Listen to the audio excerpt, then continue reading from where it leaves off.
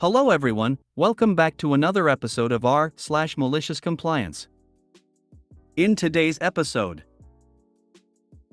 the city wanted me to take better care of my gardens, so I had them approved by the local Nature Conservation Association. Four groupmates failed a class thanks to me, and I cannot be happier. Leave, no leave, yes leave. Before we get started, make sure to subscribe so you will never miss a video. So let's get started. The city wanted me to take better care of my gardens, so I had them approved by the local Nature Conservation Association. The guys at Pro Revenge argued that it better belongs here, so here I am. My house is surrounded by two gardens, one in the front, facing the street, and one in the back, bordering my neighbor's gardens. When my parents and grandparents moved into our house 26 years ago, they planted a thick hedge around the entire property.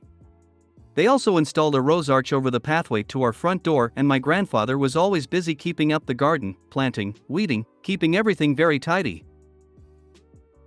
My grandfather died in 2002, and after that, the garden was neglected for a few years as my parents were still working and my brother and I were in university/school. But then, ca 2005, my mom read something that we should plant stuff to help the bees, and she took over the gardens, planting lilac, rhododendron, roses, and various berries. Later, we decided to also install raised garden beds with various kitchen herbs. My mom is now over 70 years old and has officially given the house over to my brother and me, so that we won't be taxed on inheriting it when she dies. Since then, I've been sporadically taking care of the gardens. I like them in their wild shape with all the birds, bees, bumblebees and butterflies flying around. In autumn we get hedgehogs, and we've been visited by a fox recently, which sent my cats into a panic. Then, recently, we received a letter from the city stating that our garden was interfering with the safety of the street, because the hedge was overgrowing the pavement and contained poisonous berries which were a danger to children.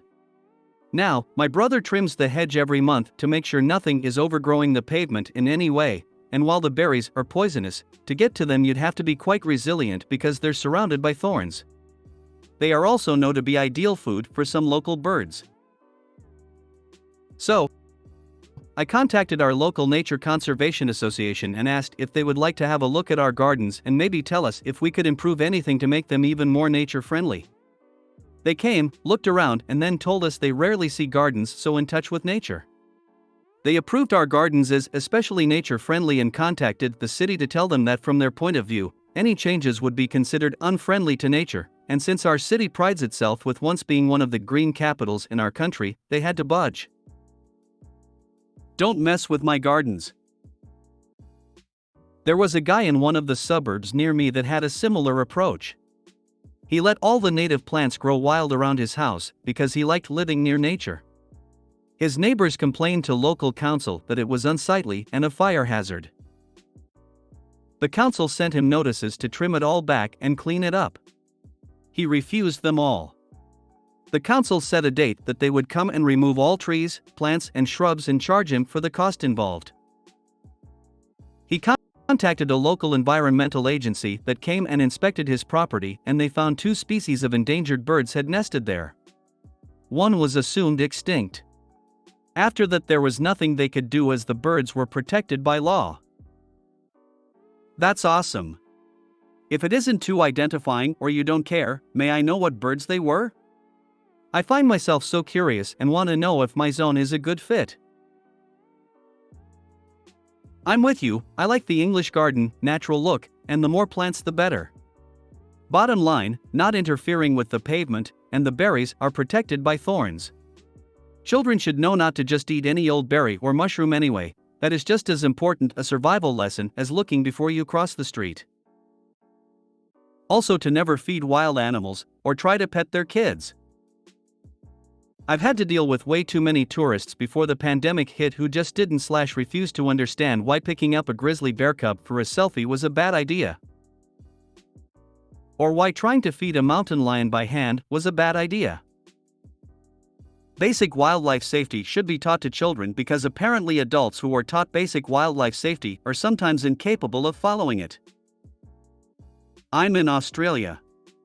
It is my mission in life to get people here to turn their gardens into bush gardens. Literally, I am studying conservation and work in revegetation. Well done. Love this. I used to do a gardening job for 3 months and I hated it. Why? Because 90% of the time, the clients basically wanted us to destroy the actual nature in their garden and replace it with something that would look like nature. Not to mention all the mutilated trees and bushes, sad face. People these days mistake their gardens for living rooms in terms of tidiness way too often. So glad there are still exceptions. Nothing like a spring garden in full dandelion bloom, smiley face. I applaud your compliance in such a creative way, and heartily endorse your gardening philosophy. I always prefer native plants for gardening because once they are established, you don't have to water them. Another win for the environment. 4 groupmates failed a class thanks to me, and I cannot be happier. As the title says, I, F21, have never been happier. I'm in college RGHT now. On my last term a group of 6 people, had to do a project for the entire semester. Nobody ever replied to my texts and they would always meet the day before the due date. I always asked them if we could meet on weekends since I can't make it to that time they were saying due to classes. They did the project first, then another guy alone made it by himself, and on the last one we were supposed to meet up and since it was on exams I could actually meet with them, however again, nobody replied my texts, and kept changing the time we were supposed to meet until nighttime when someone did it by themselves. The project obviously failed, and since that happened we had to do a video explaining while all the projects failed or survived. I said to one of my groupmates, and here comes the part where I really regretted it, that I could write the explanation of why it failed, however someone would need to record themselves talking and another one add everything up, the videos, pictures, and the recording of all the projects. I really don't know what happened, but magically the entire group understood that I would do everything. I argued since it was a huge amount of work and I would need help, however after that nobody ever replied to me but only to remind me that I had to do everything and I had to show what I did. I did my supposed part, and sent them a huge text explaining why all the projects failed. I asked then how it was, who will record themselves, and told them to send the missing videos and pictures of the previous projects. This was a week prior to uploading the entire video. Not did they not reply, nor even open the group, but they were mad enough to then ask me how was the video doing and making me to send them the video of everything ASAP. The days went by and by seeing that nobody will reply to what I did or offer some help, I decided to do it by myself and give them what they deserve.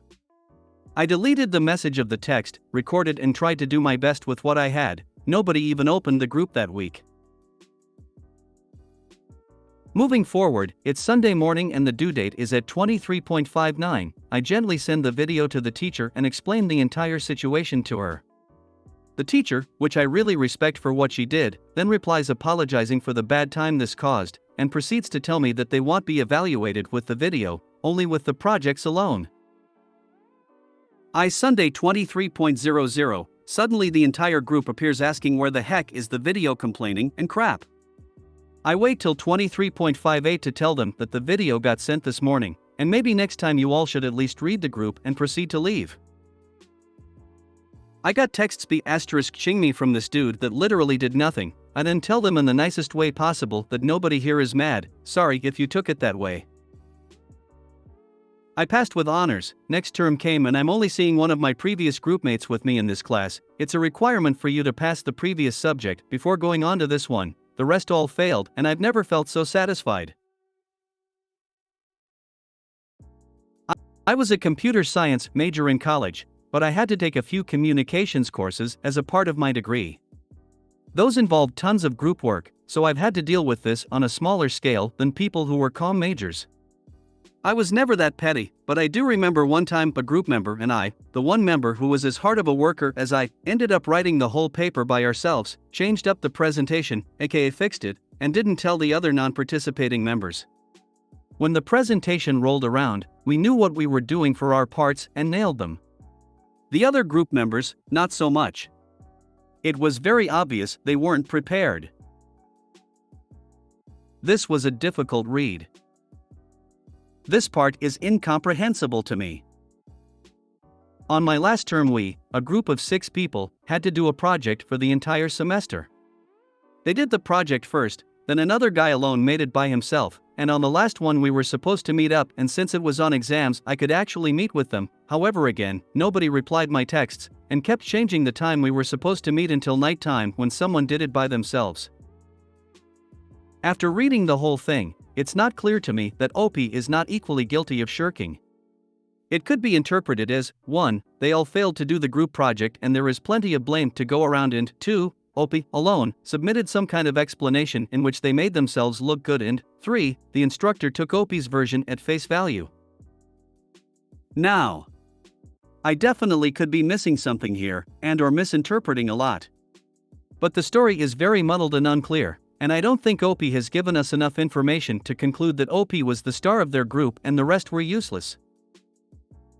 I hate group projects. I always ended up doing all the work. When you inquire teachers about why they set up group projects, they respond how it helps you train for a real job. Except at my job, I have 3 team members, a team lead, and if someone isn't pulling their weight, you escalate it. You cannot have team dynamics without accountability.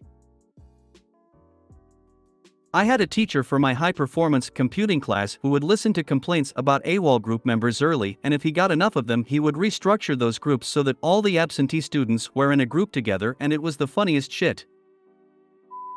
Leave, no leave, yes leave. K, stupid me, became enter. Thanks for the tip all. English is not my first language, but I learned something, smiley face. In regards to people asking how leave is counted, it's per hour. We work 35 hours per week. The 5-1-5-1-5-1 arrangement was a systematic example. Of course, I didn't have enough leave to fill the gap, but with roughly 700 hours overtime, I had about 26 weeks. So yeah, it was more like 5-1-3-1-1-1-1-1. But I can see how this got confusing. How so much overtime? Basically, overtime could be infinitely transferred to the next year as long as no one complains. And as most of you will know, in the IT sector it is really easy to work too much hours. This has changed recently because of issues that arose from it. A bit of background. I work as the sole IT guy in a firm with about 75 people that is part of a larger nationwide mother firm. Our local firm has an ongoing agreement with another local firm that we play backup for each other in case either one needs help/backup/knowledge sharing/whatever. This has been the case since 2009. I work for this firm since 2002. Kind of an old hand if you want. We have this generous leave package that builds the longer we work here. A starter has 180 hours per year leave. Someone with 20 plus years has 240 hours. I have that.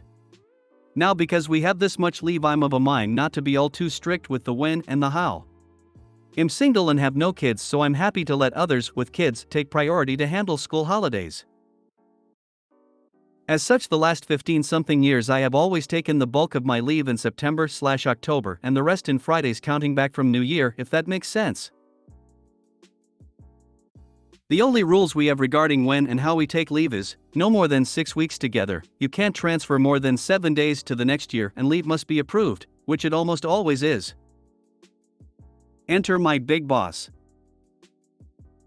As per usual, I put in my leave request for September/October somewhere in May. This gets approved. Around August we get news from our hardware vendor that they will be installing our new server cluster in the end of September. Not cool, but what a ganado. I talk it over with Big Boss and agree to move my leave to February/March of the next year. I don't mind too much. He is happy, I am happy, and we go ahead and plan it all in. Enter my department head. Since I am a one-man department, but core are gonna be core, I have a department head that oversees my department along with a few others.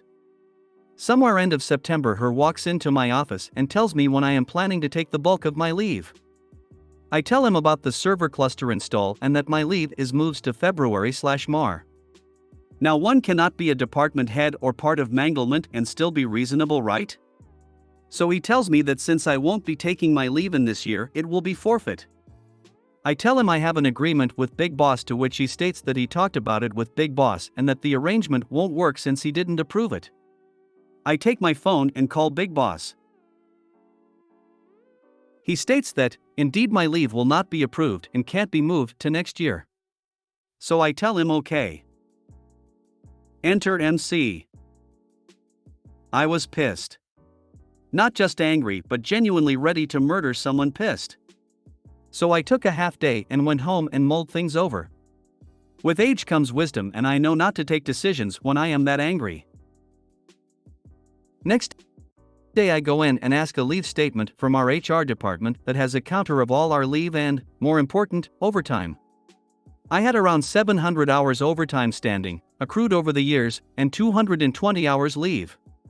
So I put in 5 weeks leave, 1 week 1 overtime, 5 weeks leave, 1 week overtime, and so on till I landed in the first week of January. Then I put in the remaining overtime and landed in the end of February. Next to that I sent in my resignation and 3 months notice, which I planned exactly on the last day of my leave. Not half an hour later my big boss and department head are at my desk asking me what gives. I told them that since department head had told me I couldn't transfer the leave, I would be taking it this year, and since the agreement to move my leave was broken, I felt I didn't have another choice but to look for other work where agreements in fact were honored. I asked them what rule of the worker's manual regarding leave I had broken, and if any, could they point it out? After that talk I went home and the waiting game began. Big Boss called me next morning on my work cell asking me to come in. Sorry, no. I'm on leave. Happy to make a pot of coffee if you want to drop by. So he drops by. Things get talked about. Seems his department head wasn't entirely upfront with him, although he wasn't innocent either, and he wants to make things right. My 6 months leave stayed in place and he offered to match the offers I would get from other firms to keep me on board, within reason. Conclusion. All in all, now I still work for the same firm with a 15% wage increase. I don't do overtime anymore. Neither does my laptop come home with, and my work phone stays at work too. I still do my job to the best of my abilities, but at the end of the day, if my hours are done I go home. The building can be on fire, if my clock is out I am out the door. Now me leave gets planned around my preference too. No more shifting around other people's leaves. And the lesson, children, is don't F with the IT guy. Don't F with somebody that holds a ton of knowledge and can't easily be replaced, tongue sticking out. Never F with IT. One of my golden rules at work. If they don't work, I can't work. Love the offer to come to your place. Well played. My former boss, the previous IT guy, made me read Machiavelli as part of him mentoring me in my first years there. That man was MC in the flesh. Kudos. And that's how MC should play out. Just positive effect, no drama, but it does kinda leave the story for this sub wanting. I detest drama. It's better for everyone if they can save face and you get what you need. There is no upside in revenge. And he offered to match the offers I would get from other firms to keep me on board, within reason. So, I wasn't worth the extra money until I threatened to leave? And even then, the best you can do is maybe match as long as it's not more than you want to pay me? Curious minds want to know. What was the department head not honest about? I'm glad you decided to care less after all that. They'll be learning this lesson again and again every day for the rest of your employment. If you made it to the end of the video, thanks for watching. Don't forget to like, subscribe and share, and we will see you in the next video.